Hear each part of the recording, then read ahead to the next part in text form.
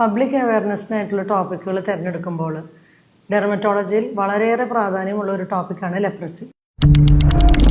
ഞാൻ doctor Shaina S Thiruvath, dermatologist and aesthetic physician. ഇന്നത്തെ discussion ടോപ്പിക്കായിട്ട് ലെപ്രസിയാണ് നമ്മൾ തിരഞ്ഞെടുത്തിരിക്കുന്നതെന്ന് പറഞ്ഞു. അപ്പോൾ അങ്ങനെ നമ്മൾ നോക്കുമ്പോൾ ഒരു സ്കിന്നിൻ്റെ അസുഖങ്ങളെക്കുറിച്ച് എടുക്കുകയാണെങ്കിൽ ഒരുപാട് അസുഖങ്ങളുള്ള ഒരു സ്പെഷ്യാലിറ്റിയാണ് ഡെർമറ്റോളജി.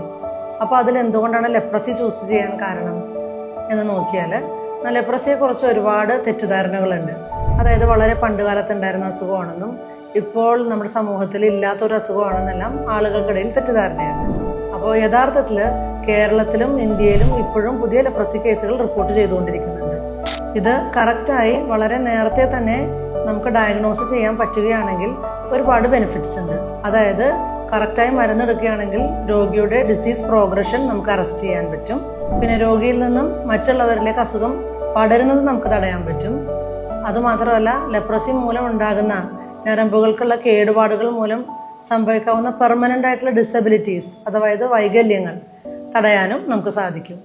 അപ്പോൾ ഈ ഒരു കാരണങ്ങൾ കൊണ്ട് ലെപ്രസി നമ്മൾക്ക് കണ്ടുപിടിക്കപ്പെടുകയാണെങ്കിൽ ഒരുപാട് നമുക്ക് ചികിത്സ കറക്റ്റായി കൊടുക്കാനും വൈകല്യങ്ങൾ തടയാനും നമുക്ക് സഹായമാകും. പിന്നെ ലെപ്രസിയെക്കുറിച്ച് പറയുകയാണെങ്കിൽ ഇതൊരു ബാക്ടീരിയ ഉണ്ടാക്കുന്ന രോഗമാണ്. മൈക്കോബാക്ടീരിയം ലെപ്ര എന്നാണ് രോഗാണുവിൻ്റെ പേര്. ഈ രോഗത്തിൻ്റെ പ്രത്യേകത എന്താണെന്ന് വെച്ചാൽ ഇതിൻ്റെ ലോങ് ഇൻക്യുബേഷൻ പീരീഡ്, അതായത് സാധാരണ അസുഖങ്ങളെക്കാളും നീണ്ട ഇൻക്യുബേഷൻ പീരീഡ് ഉള്ള ഒരു അസുഖമാണ് ലെപ്രസി. ഒരു 5 to 8 years ഇതിൻ്റെ ഇൻക്യുബേഷൻ പീരീഡായിട്ട് നമ്മൾ പറയപ്പെടാറുണ്ട്.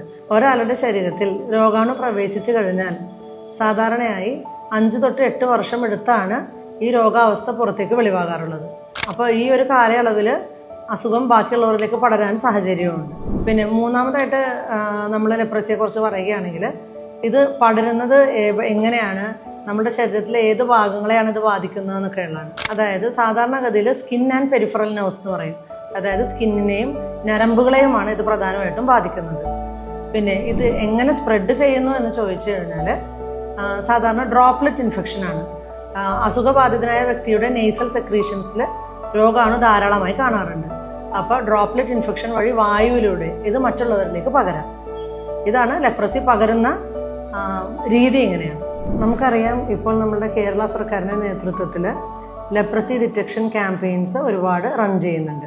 അതുകൂടാതെ അശ്വമേധം പോലെയുള്ള പ്രോഗ്രാംസും സർക്കാരിൻ്റെ നേതൃത്വത്തിൽ നടന്നുകൊണ്ടിരിക്കുന്നുണ്ട്.